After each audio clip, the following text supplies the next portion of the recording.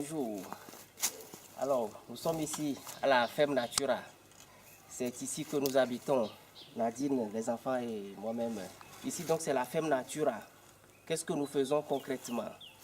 Nous savons qu'en mission, il faut essayer d'être autonome. En tout cas, c'est notre désir d'être autonome, de nous prendre en charge sur tous les plans. Donc nous essayons de faire des cultures vivrières. Nous cultivons du riz, nous cultivons du maïs, nous cultivons des ignames, nous cultivons toutes sortes de produits dont nous avons besoin. Donc le but est quand même de nous procurer nous-mêmes ce dont nous avons besoin pour nous nourrir. Et aussi, s'il y en a assez, vendre les excédents pour pourvoir à d'autres besoins, y compris les besoins de la mission. Alors, à la ferme, nous avons aussi commencé à mettre quelques arbres fruitiers.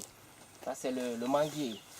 Il y en avait 3 que les cousins Anadine ont plantés avant notre arrivée. C'est ceux-là qui donnent déjà. Là, c'est un bananier. Il y a un bananier et puis un bananier plantain. Celui-ci, c'est la banane qu'on mange en fruit. Tandis que l'autre, c'est-à-dire la banane plantain, doit être cuit avant d'être mangé.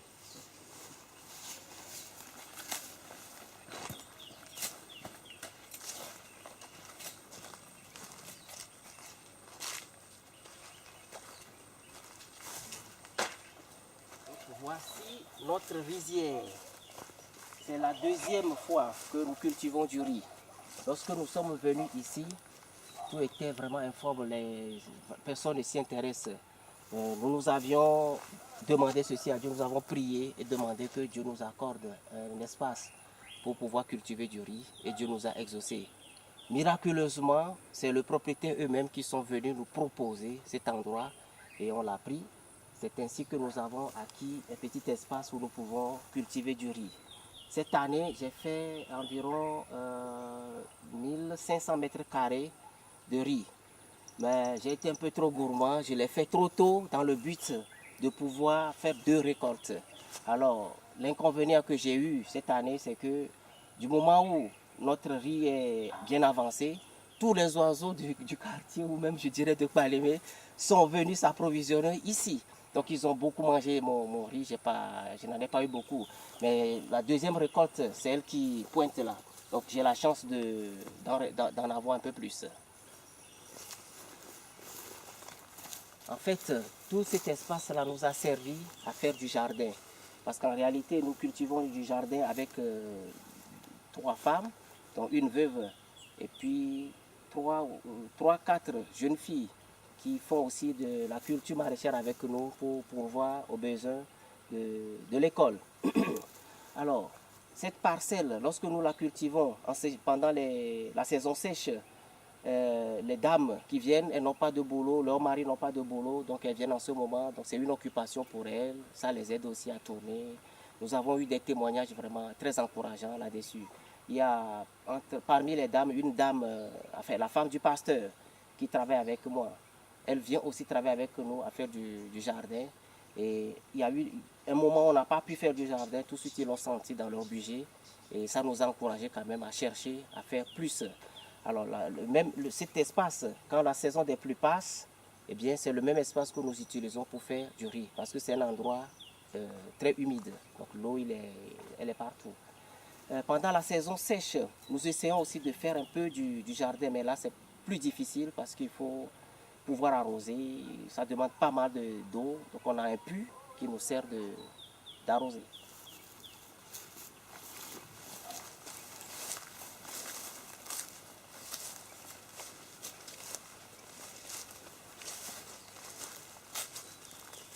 Alors, ici, nous avons fait un peu de la culture de bananier. Il y en a plus ici qu'en haut. Nous en avons mis dans le but aussi de pouvoir récupérer les jeunes pousses, c'est-à-dire les drageons. C'est ceux-là que nous allons remettre dans les autres champs à un autre moment. Le but aussi est de pouvoir faire quelque chose qui nous génère un peu de revenus parce qu'en mission, il est clair, on a beaucoup besoin de finances. Les activités, les choses à faire, ça ne manque pas. On a de plus en plus besoin d'argent, donc on prend aussi des initiatives qui nous permettent un peu de générer un peu de revenus. Et c'est la même chose aussi que nous enseignons à tous ceux qui travaillent avec nous, les pasteurs, les autres missionnaires, même les jeunes d'ici, c'est le message que nous véhiculons. Le missionnaire doit essayer de se prendre en charge. C'est d'ailleurs ce qui nous a poussé à développer le projet de formation. Donc il s'agit d'un programme de formation de vulgarisation agricole. L'agriculture en tant qu'activité est méprisée ici, il faut le dire. Les gens ne veulent pas du tout travailler la terre parce que d'abord c'est un métier très rude comme tout partout. Et ici c'est même considéré comme un travail qui est réservé à ceux qui n'ont pu rien faire dans la vie, à ceux qui ne peuvent rien faire. Un travail méprisé, un travail des malheureux.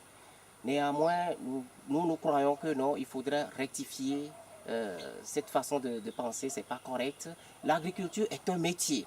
D'ailleurs, nous avons mis comme slogan sur notre voiture, agriculture, noble métier. Nous voudrions que les jeunes changent de mentalité par rapport au métier de la terre. Parce qu'en fait, sans l'agriculture, point de nourriture. Ça, on le sait. Alors, nous faisons, comment dirais-je, la formation de praticiens agricoles. Nous essayons d'améliorer un tout petit peu les travaux préparatoires de la terre. Par exemple, les labours. On est en pleine formation actuellement. On a fait les labours. Grâce au cousin de Nadine Nathanaël, on a pu enseigner aux jeunes comment conduire un tracteur, labourer, et puis aplani bien, hercer le sol et puis planter. Donc on s'arrête à ce niveau-là pour cette année. On poursuit avec d'autres matières, d'autres dirais-je, disciplines. On va bientôt apprendre comment tailler les arbres fruitiers, les orangers, les manguiers, parce qu'il est connu que lorsque la plante elle est bien entretenue, elle donne de beaux fruits. Une pousse de manioc, il n'a même pas encore un mois, on vient à peine de 3 semaines précisément. C'est ce qui va approvisionner le projet Gali. Le projet Gali est l'un de nos projets phares, un projet agricole, un projet qui nous aide aussi dans la souveraineté alimentaire parce que la plupart des gens se nourrissent avec les tubercules de cette plante-là. Donc c'est avec ça qu'on fait du Gali. Et le Gali, tout le monde s'en sert du nord jusqu'au sud.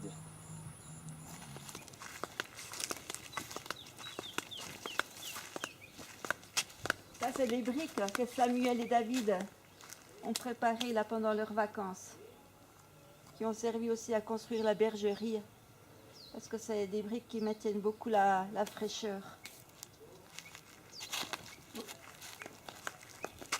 Ça, c'est une plantation de bananiers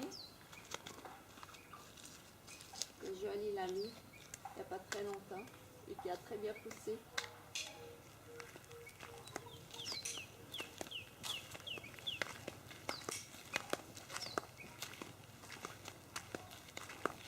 Et voici notre bergerie.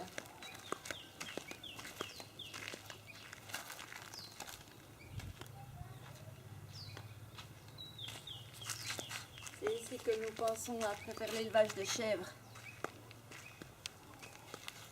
Alors, notre mission au Togo, c'est l'annonce de l'évangile.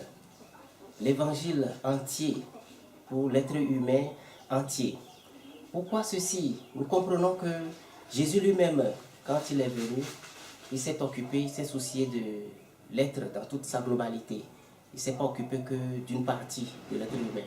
Donc nous qui sommes ses disciples, nous qui le suivons, nous qui voudrions être ses disciples, nous devons considérer les mêmes choses, les mêmes soucis que Jésus avait.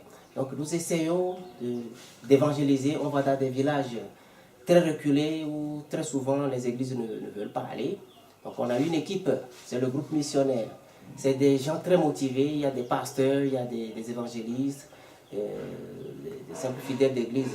Nous sommes ensemble depuis bientôt 2 ans où nous nous sommes dit que nous devons aller là où les gens ne veulent pas aller. Donc on a fait de l'évangélisation dans des villages, à Tagbalokope par exemple, un village loin de 45 km situé sur Palimé.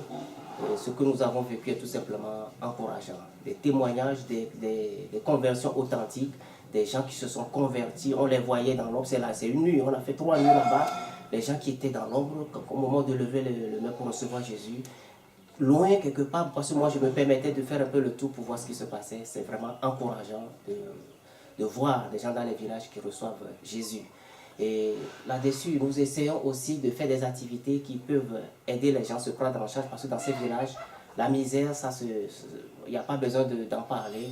Et nous apportons quelques activités qui peuvent aussi aider les gens à se prendre en charge. Donc l'évangile de Jésus, c'est l'évangile qui s'occupe de toute notre personnalité, notre âme, notre esprit, ainsi que notre corps. Les gens, ils ont besoin de manger, ils ont besoin de se nourrir, ils ont besoin de boire. Et c'est tout ce que nous essayons de faire au Centre de développement communautaire du MJCDS. Merci.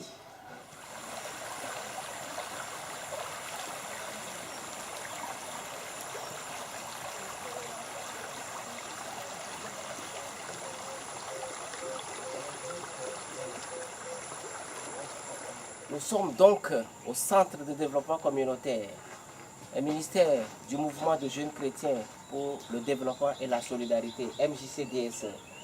C'est donc cette ONG que nous essayons de restructurer. Nous avons engagé ce chantier depuis 2 ans.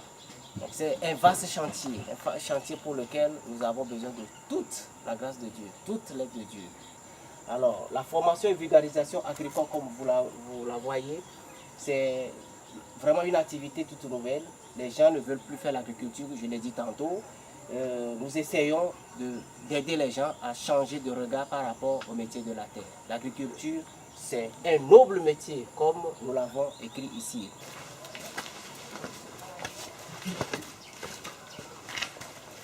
Alors, on est au centre de développement communautaire.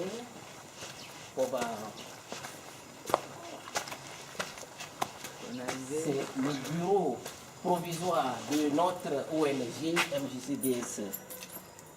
Et c'est aussi la bibliothèque. Pour l'instant, nous n'avons pas un grand bâtiment. Mais nous essayons de nous contenter du peu que nous avons. C'est notre maison que nous avons donnée pour en faire le centre. Donc c'est notre bibliothèque. Il y a beaucoup de livres chrétiens et puis il y a aussi des livres qui traitent spécifiquement de l'agriculture. On a d'autres livres aussi, des sujets beaucoup plus larges. C'est une bibliothèque qui a été mise en place par la Ferme Natura et qui est donnée au Centre de développement communautaire.